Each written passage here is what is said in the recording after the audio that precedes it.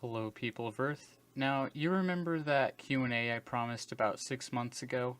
This is it. So I'm going to go through these questions from top to bottom, and I'll start with this one from the Jumper Gaming that asks what my favorite candy is, and I don't know, I guess like Butterfingers or the Caramel Milky Ways, but I'm not a huge fan of candy, mainly just like chocolate. Anything with chocolate and caramel I like. He then asks what's my favorite sody pop, and that's Coca-Cola. What editing software do I use? I use Windows Movie Maker. I have experimented with DaVinci Resolve, and I'll probably be using that pretty soon in my next live action videos. I still use Windows Movie Maker for gaming videos because I can edit very quickly with that. It's very fast for like cutting out dead air in gaming videos, so that's why I still use Windows Movie Maker for that. And I recently figured out how to export videos at 60 frames a second using Windows Movie Maker. Crazy Zool asks, what do you think of Fortnite, gay or play? And then, how's life going, man? So, the first question, I haven't played Fortnite, really. I tried it out once for like 2 matches and I died almost immediately. I'd imagine if I actually like tried it, I'd probably like it, but I just don't see myself getting into it anytime soon because I've already got games that I like playing, and I'd have to be like really bored to try out a new game at this point. And as for your second question, it took me 6 months to make a Q&A, so I must not be doing too well. Then Marsted Roashmellows asks, why don't you play more Roblox? Where do you live IRL?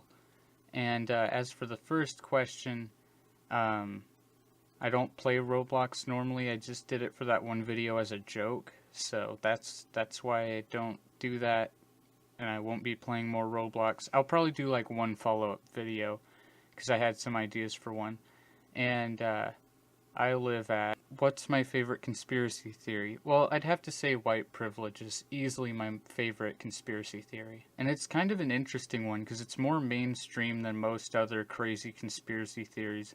Like, even though it's clearly a pretty outrageous concept, a lot of people actually claim to believe it. I then decided to ask myself the great question of how long do you think this will be funny? I think you've already taken the joke too far. And yeah, maybe this wasn't a funny idea, asking myself questions. Honestly, I don't even know what I was thinking. I literally like woke up in the middle of the night and I was like, I know how to really improve my Q&A, ask a bunch of dumb questions myself and make a joke out of it. Yeah, I thought that was funny. You guys probably now realize that I only have about 4.5 functioning brain cells. Oh no, now my fans know that I'm not funny. Whatever will I do? Now that I'm through that tangent, time to move on. In this part of the video, I'm going to single out one person for asking really stupid questions. I call this the degenerate questions section. So you might see 3 comments here, but it's only 2 questions. In fact, it can pretty much be condensed into 1.5 questions. The first question from Cole's Hole, which is the degenerate I'm singling out in this video, asks, why do you not understand the relationship between journalism and capitalism? Now, this is referring to my video about fake news that I did a few months ago, and there's 2 reasons why it's ended up here. Number 1, he asked the question twice. And number 2, I'm not sure why he thinks I don't understand the relationship between journalism and capitalism. In the video, I was criticizing the actions of journalists. I wasn't saying what rights they should and shouldn't have. Your point is also made completely invalid by the fact that at the end of the video, I brought up alternative news and the fact that I supported it.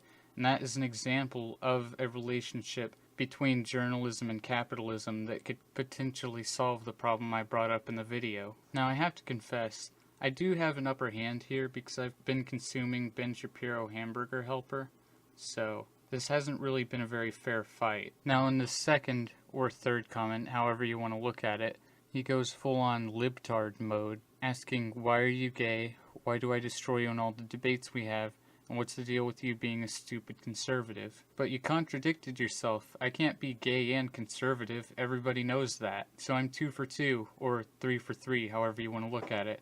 So it looks like you don't beat me in all the debates.